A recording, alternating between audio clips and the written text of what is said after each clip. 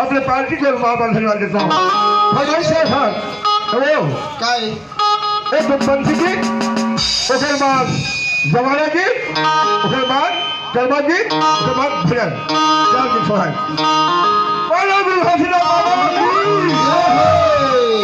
चंदन पेड़ पहाड़ पे अमूलक कहे बबू तारा का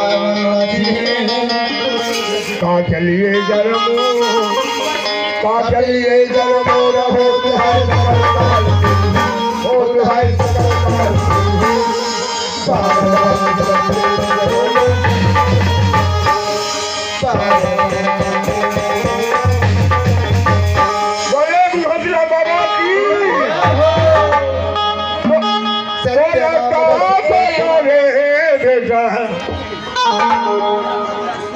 सत्य नाम रसगुल्ला रे भाई, सत्य नाम रसगुल्ला।